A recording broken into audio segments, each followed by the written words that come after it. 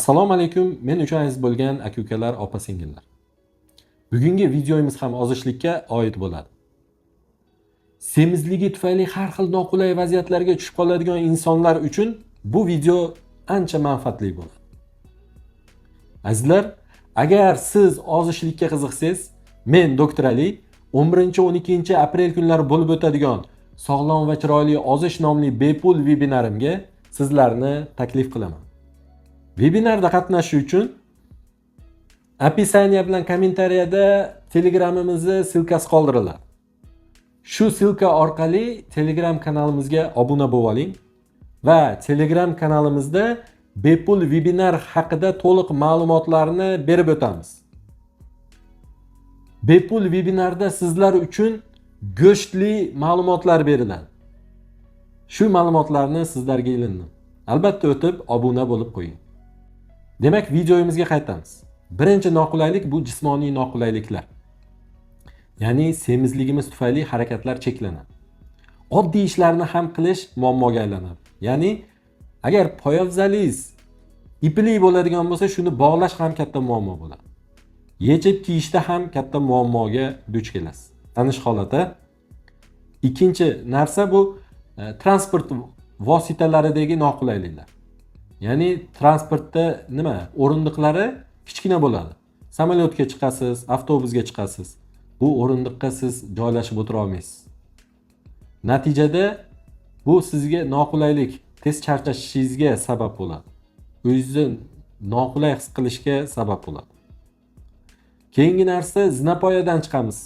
Zinapoyadan chiqqaningizda yoki uzoq yo'l yurmoqchi bo'lib, biron joyga bormoqchi bo'lsangiz, bu sizga katta muammo hisoblanadi. Ya'ni sizni nafasingiz qisadi. Hansirashni boshlaysiz va oyoqlaringizda og'riq his qilasiz. Bu juda ham katta muammo. Sport mashg'ulotlari. Qarang, sport mashg'ulotlari bilan shug'ullana olmaysiz. Yugura olmaysiz, sakira olmaysiz. Har xil sport mashqlarini bajara olmaysiz. Ya'ni bunday holatlarda tez charchab qolasiz. Kiyim tanlashdagi muammolar. Ya'ni siz o'zingiz xohlagan kiyimlarni kiya olmaysiz. Razmeri bo'lmaydi bu kiyimlar. Siz zamonaviy kiyinmoqchisiz, lekin uni sizga yarasha razmeri bo'lmaydi. Bu katta noqulayliklardan biri hisoblanadi. Keyingi noqulaylik bu ob-havo issiq bo'lgan holatda ko'p terlash. Tabiiyki, terlaganingizda hidingiz keladi. Jamoatda metabolik buzilishlar hisobiga organizmda ko'p terlash holati yuzaga keladi. Pishillab qolasiz. Atrofingizda shu badbo'y hid keladi sizdan, atrofingizdagilar sizdan qochishni xohlaydi. Qo'ltiqda hidi kelib ketadi.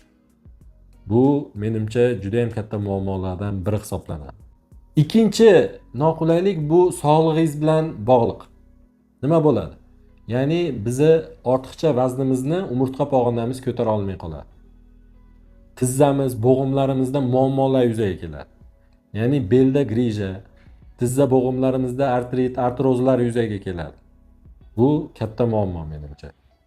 Keyin uyquni buzilishi, uyquni sifati buziladi. Ya'ni semiz insonlarni ko'rsangiz xurrak yotadi. Nima uchun xurrak yotadi? Chunki organizmga yetarli miqdorda semizlik tufayli xurrak yotish yuzaga keladida, biz organizmga kislorod kerak, miyaga kislorod kerak, yetarli miqdorda yetib bormaydi. Bunaqa insonlarda miyasida kislorod yo'q, kam yetib boradi, shuning uchun bosh og'riqlari, har xil miyadagi o'zgarishlar, tez charchab qolish, ya'ni uxlasa ham xuddi dam olmagandek holatda o'zini his qilish. 7-8 soat uxlaydi, lekin charchoq bilan uyg'onish, shunaqa holatlar bo'ladi. Keyin eng yomoni semizlik tufayli uyquda apnoe, ya'ni nafas to'xtab qolish holati bo'lishi mumkin. Shu tufayli o'lib qolgan insonlar ham mavjud.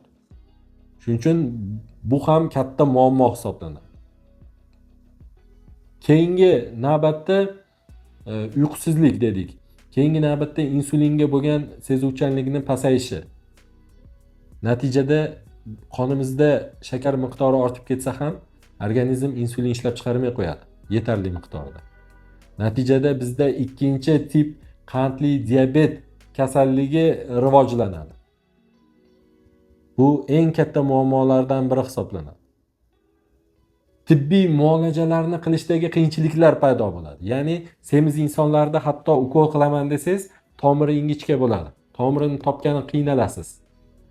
Eng yomoni MRT tekshiruvi o'tkazish kerak bo'lsa, imkoni yo'q, sig'maydi.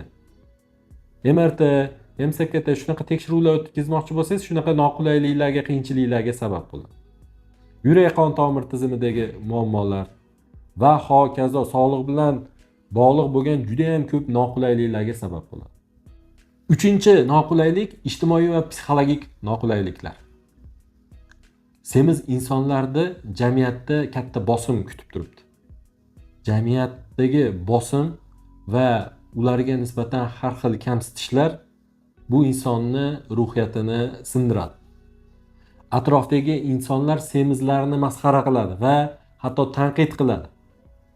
Natijada ular jamiyatdan alohida ajralishiga sabab bo'ladi. Ish topishdagi muammolar. Ba'zi sohalarda tashqi ko'rinish juda ham muhim. Shuning uchun ish topish masalasi murakkab bo'ladi. O'ziga bo'lgan ishonch pasayib ketadi. Natijada u asta-sekin uydan chiqmay qo'yadi. Uydan chiqmaydi, kam harakat. O'zi semiz ham uydan chiqmaydi, ham kam harakat. Natijada bu yana ham semirib ketishiga sabab bo'ladi. Eng yomoni jinsiy hayotdagi muammolar. Ya'ni semiz insonlarda estrogen gormonlari ortadi, testosteron pasayadi. Natijada bu jinsiy zaiflikka olib keladi. Bu esa oilalarning buzilishiga va har xil salbiy holatlarga sabab bo'ladi.